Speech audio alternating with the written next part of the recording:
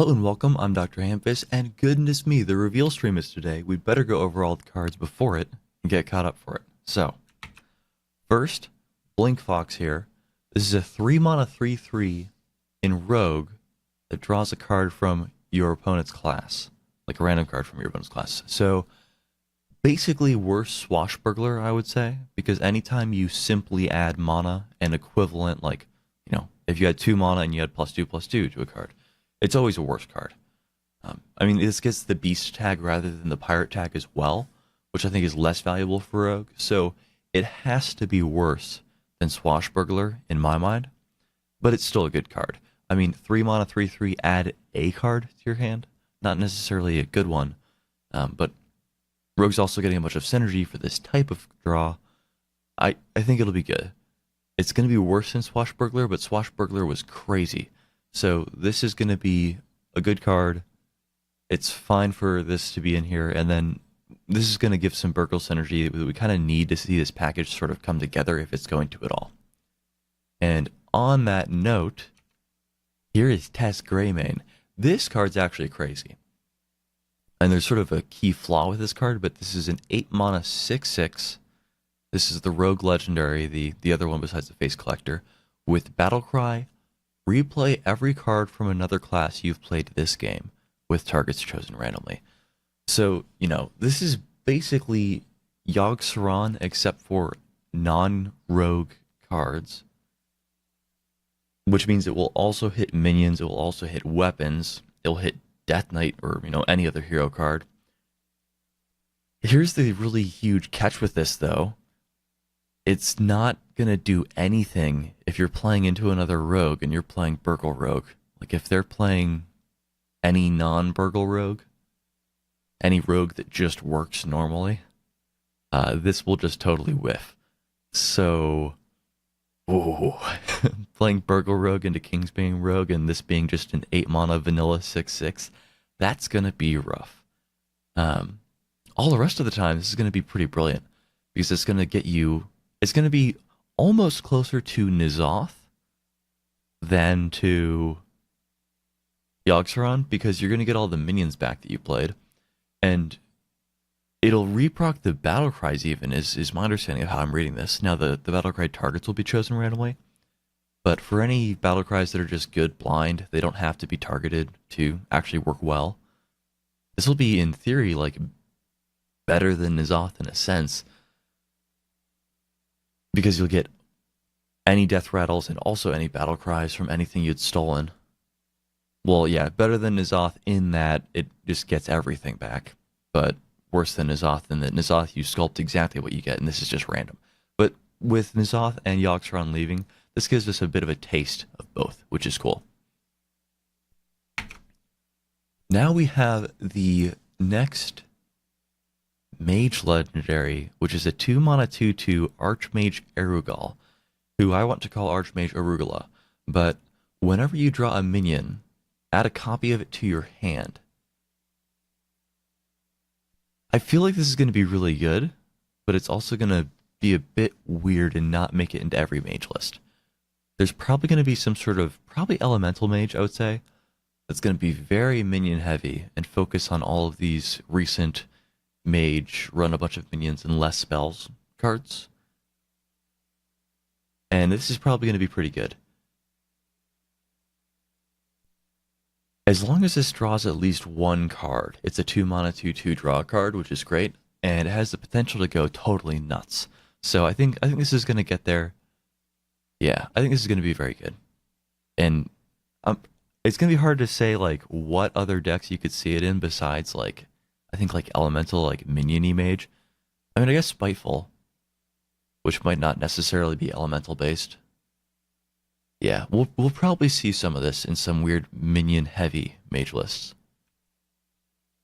Speaking of them, Bonfire Elemental, 5-mana 5/5 Elemental. This is a mage card with Battlecry. If you played an elemental last turn, draw a card. I'm not too sold on this one. A 5-mana 5/5 draw card isn't that crazy. It's basically an Azure Drake, as long as you actually did play an elemental last turn. And Azure Drake was very good. I think the spell damage sometimes was better than the +1/+1 in stats, but the catch here is that it's a conditional draw card.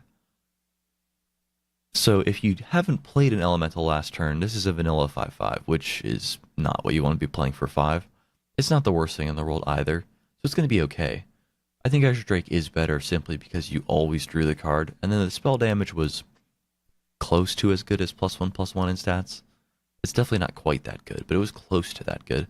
So I'd say this is no Azure Drake. It sort of approaches Azure Drake. And then it being an elemental itself gives it a bit of upside if you're playing specifically Elemental Mage, which you will see play in specifically Elemental Mage. So you'll see this card. It's not some sort of all-star, but I think you have to see this card in that super minion heavy list because you have to include several minions in that list. And if you're going for the elemental package, you want a lot of elemental tags. So I'm willing to bet you will see this, yes. Arcane Keysmith is an interesting one. So this is a 4-mana mage minion. It's a 2/2 with Battlecry, discover a secret, put it into the battlefield. So this one's interesting because we've seen 2 minions before that help you jam secrets out like the turn you play them. So there was a 1-mana 2/1 Cabal Lackey that's rotating. And there was the 3-drop 4/3 that is just out in the classic or basic set. This is actually arguably better. So you would pay 3 mana to get a 4/3 and jam a secret out. But the catch would be it would cost you 2 cards. And you would basically have to just play whatever secret you had drawn. So you'd spend 2 cards, you get a 4/3, and you would get a secret. And it was a secret you chose to put in your deck, so it wasn't a bad secret. But it might not be the right secret for the time. There are certain secrets that are good against some decks and bad against other decks. Arcane Keysmith, you only pay 1 card. You do pay 4 mana. You get a 2/2, which is definitely worse than a 4/3. But then you get a secret and you get to discover the best option of 3 for where you're looking right now. I think that's arguably better than just any, like, a secret you did choose to put in your deck. It's close. It's evaluating it, it's very close because it's the best of 3 and there are plenty of bad ones, but the best of random 3 usually I think is going to be pretty good, possibly better than you just playing out a secret that you had chose to include. And the fact that it's all wrapped up in 1 card is good.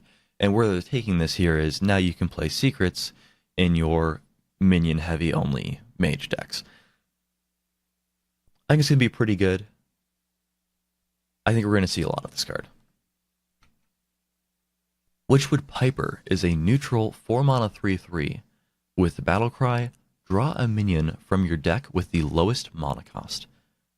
So this one's interesting too. 4-mana 3/3 draw a card. It's sort of right there with Gnomish Inventor in stats, 4-mana 2/4 draw a card. Now this has some control over what you're searching for. Gnomish Inventor is garbage. You would never really play it. I think we actually have seen it in a few really, really fringe lists before, but if you're looking at 4-mana 3/3 draw a card, that by itself is bad. So the upside to make this actually see play is you have some control over what you're drawing. And then you get into the question of what are you choosing to draw that's so important to draw that is your lowest cost minion that's left in your deck. Back when Barnes was around, in theory you could get Barnes with this, but it has a total non-synergy with Barnes. It's tough to think of what other cheapest in a deck minions would be super crucial. I think if anything, you could do Kingsbane and you could draw the Kingsbane Tutor minion.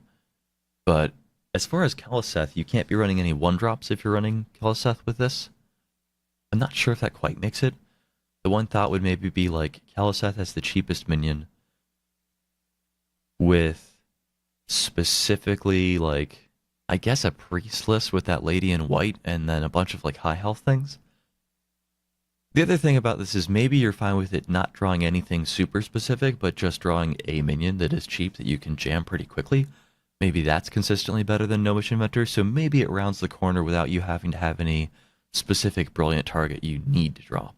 But we also haven't seen all the cards in the set, so maybe there's some low mana cost, super impactful minion.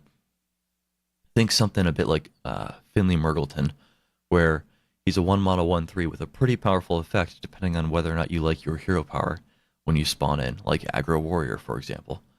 So, yeah, we may see something for this yet, and it might be fine just on its own. It's not crazy crazy. I'm not seeing anything super ridiculous where I would pull off some crazy combo with it just yet. Druid of the Scythe. So this is a 3 mana, it says 2/2, but you can basically disregard that. It's a 3 mana Druid minion with choose one, transform into either a 4/2 Rush or a 2/4 Taunt. I think that's decent. This is almost like one of those Worgen cards, except it's going to have Taunt or Rush, one of the two, and you always get to choose which one it's going to have. The 2/4 Taunt, I mean, Squirming Tentacle, didn't really see any play at all, but it's also not terrible. And then the 4/2 Rush for 3, it's basically the Shadow Bolt card in Warlock, except it can't go past Taunt, and technically if it lives, if it pings a 1/1, you might have a 4/1 left. I call those maybe even. So it's basically choose one Squirming Tentacle or Shadow Bolt.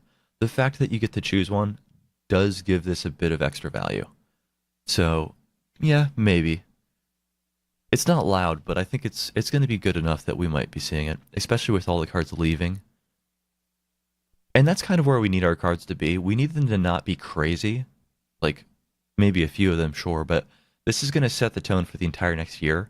So we need this to be something that is, good enough to see play without being really crazy. Because we don't want to have to power creep on top of a crazy set. We want to just barely roll out, slightly better cards throughout the year. And I think we're setting the tone pretty well with cards like this. This will see play, but it's not any sort of world beater. Bewitched Guardian is a 5 mana Druid minion with Taunt. It is a 4/1 with Battlecry, gain +1 health for each card in your hand. You may remember most of the text on this minion from Twilight Drake. Taunt is basically the difference. So, would you pay 1 more mana to put Taunt on a minion? Generally, no. But if you are Druid and you're playing Hand Druid and you want big taunts, you might actually play this. This is a total nombo with Hadronox, because Hadronox will not proc the Battlecry when it comes back. So when you see Taunt and you're trying to think of your Hadronox lists, well, do throw this one out, I would say. It might get there, though. We might see some play on this.